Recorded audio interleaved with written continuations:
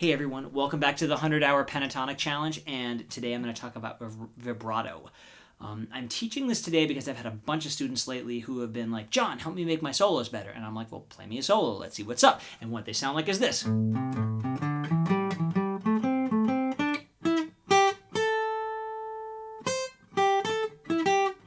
It does feel kind of lifeless. I'm like, yeah, you learned all your notes. It's great. You're moving pretty freely in the scale. It sounds like you're playing from your ears, and it still sounds dead. And what it needs is this.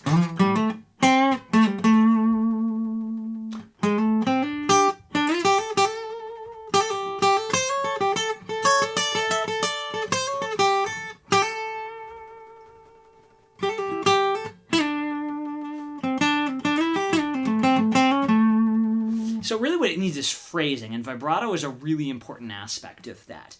And there's a particular way that we do it in blues solo. So there are 7 tips I'm going to give you. That's 3, I mean 7, that we're specifically going to talk about in this video. The most important one is calibrating the tension with which you squeeze the note.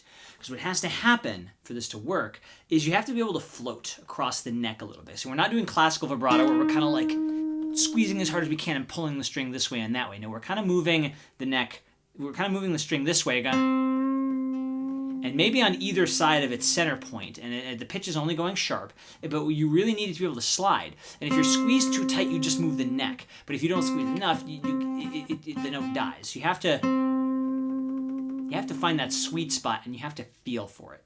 You have to feel for it. So the important thing is to just take one note. I think my favorite note is the E on the 9th fret of the G string. This guy right here. This is my favorite note to do vibrato on. It's a great one. So I would say stack 3 fingers, 1, 2, 3, and really just try to like figure out how hard you have to squeeze so that you can slide your fingers pretty freely,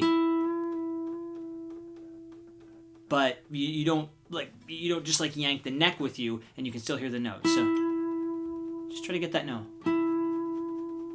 The only thing that matters right now is getting the slide. We'll talk about the other things next. Well, of course, now that you've practiced that and you've, of course, mastered it, we're going to talk about the other things that you can do. So another really useful thing is radial torsion. This is radial torsion. This is extremely important in guitar playing, and not a lot of people know about it. It's like kind of like what Queen Elizabeth does when she waves. Wave to the Queen, wave to the Queen, wave to the Queen. So this is a stronger axis to do vibrato on than using just the fingers. So generally what I do is, here's another really useful tip, is stiffen your fingers. Tip number 3 is you mostly stiffen your fingers, because you can do vibrato with your fingers. You can pull with the fingers. It's just hard because you tend to pull up off the fingerboard when you do that. They're just not very strong. So when you kind of stiffen your fingers and see I'm letting my arm, like this is the action, I'm twisting. I've got these 3 fingers planted, I'm twisting, I'm twisting, I'm twisting. I'm doing it with a pulse. Like this is a very solid way to do vibrato. It's very stable. So use the radial torsion, stiffen your fingers, and you kind of feel for a curvature. Another really useful thing to do is to listen for the pace and the width. I know a lot of people will say, oh man, my vibrato doesn't sound good, and it's not like this, or it's not like this. And so you can have a couple, or else, really what it comes down to is you want to calibrate how much the pitch is changing and how fast it's changing. So you can speed it up. Eventually get really shaky, but generally speaking, there's kind of a sweet spot. And there's also such thing as too much. Is like that's too much. So you want it to be kind of.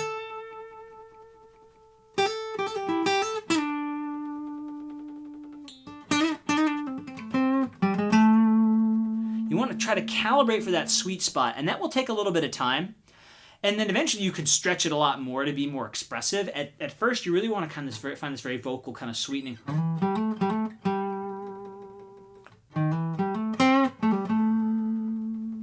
You want to find just the right amount at first, get very comfortable with that, very centered in it, and then stretch it when you have more extreme cases, like you're playing a ballad and you really want something like, that's really slow, but that can work. Or if you really want to be, you really want to,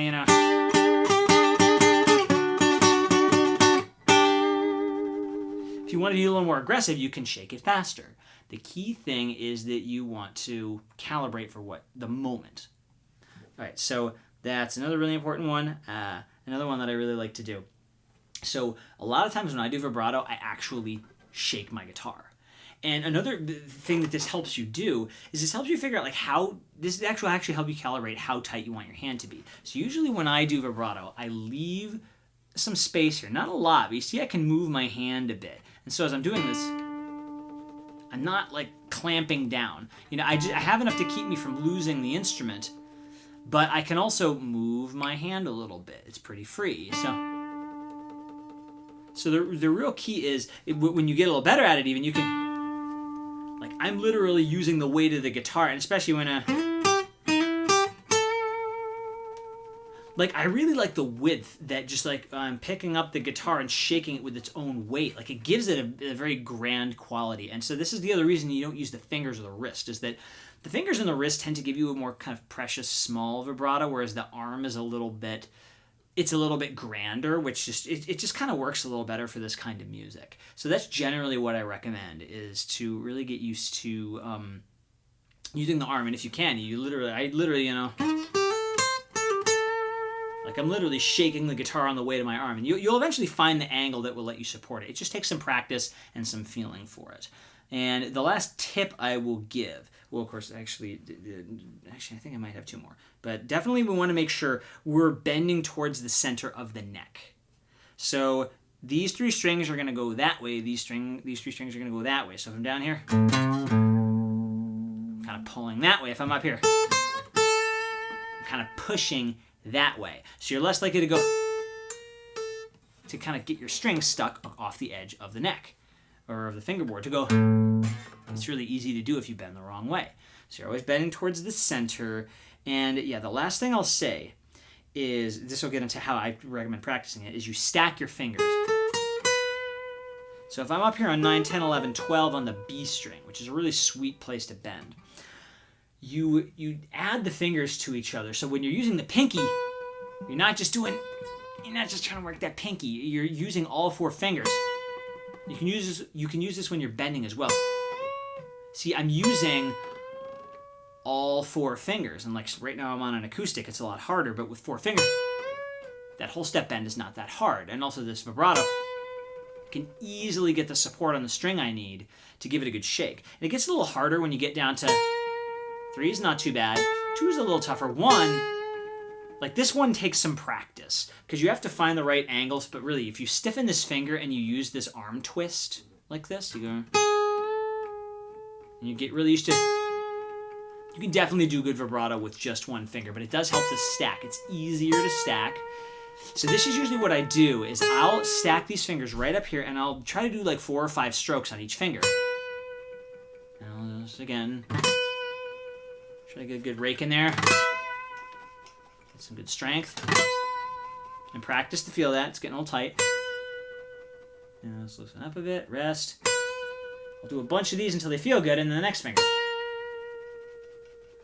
And over time, you'll get used to calibrating how your fingers are supposed to be, and then you just kind of, you end phrases with this here.